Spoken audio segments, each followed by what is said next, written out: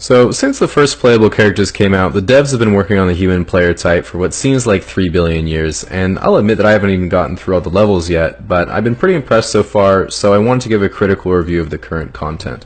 Now, if this is your first time playing, I definitely recommend picking one of the starting regions with lower difficulty, which I put in green here. All the servers are getting pretty overpopulated right now, so you can pick one of the yellow regions if the recommended ones are full, but really try not to go for the areas in red unless you really know what you're doing or are just trying to speedrun the game. Pretty much all areas are player versus environment zones, but there are a few player versus player areas around here, and if you really want to play on a private server, you can do that over here. But the admins aren't so great, and it sucks if you change your mind because after you're there, you can't leave, so I'd probably give it a miss. Okay, at the start you have to choose a race, and in the past Caucasian male was definitely the most OP, but they've all become a lot more balanced in more recent patches, at least in the easier starting regions. But if you look at the race perks tab, still some nice privileges with this choice, so that's what I went with. Okay, so once you've chosen your starting region and race, you have to go through a 9-month loading screen while your character spawns, and that already sounds bad, but what's even worse is that once you've actually spawned, you have to go through 18 levels of tutorial, the first few of which are just interactive cutscenes. Even when you get to start moving around and interacting with the environment, what kinda sucks is that the only other users you really get to interact with are the 2 parent players that take you through the start of the tutorial, and the trouble is if they haven't advanced their parenting skill tree, you end up with really screwed up stats for the rest of the game. That's really just down to the RNG of who you get paired up with.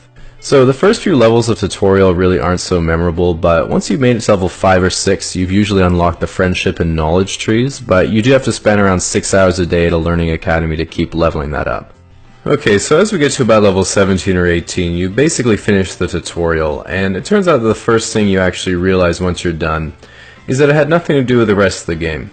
And it turns out the whole tutorial is pretty much designed to sell you the college or university DLC, which is kind of overpriced for what you get, but if you decide to go for it, it can help you get a step up on free-to-play players in the mid-game.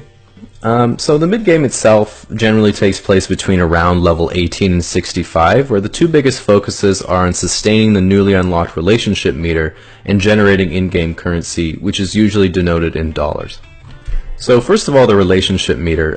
This is the built-in drive to find a sexual companion, spend time with them, and reproduce. There are some factions where your parent players choose a companion for you, but in most of the Western factions you get to choose yourself.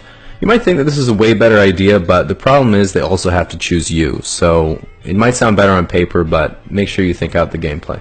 Now, when it comes to generating in-game currency, the most common strategy is to trade your playtime for dollars. If you see most users during this process, while they're technically still actual players, the majority of them are running scripts, so they're typically AFK and are pretty much indistinguishable from NPCs. So because it's an MMO, there aren't really any distinct objectives, and generally sometime during the mid-game you have to figure out what it is that you want to do.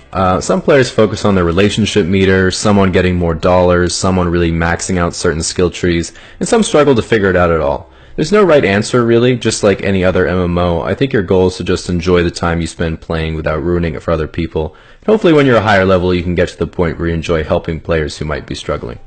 So when you do get to around level 65, they say you should be at the end game content, but in practice this is getting later and later all the time, despite the level cap remaining pretty much the same.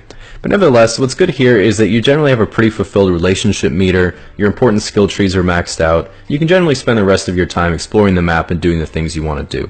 Trouble is that at this point it can be hard to actually do those things because you start to experience a lot of bugs with your character. This is just because with the amount of variation in each user's programming, you can't expect it to function perfectly after so many iterations.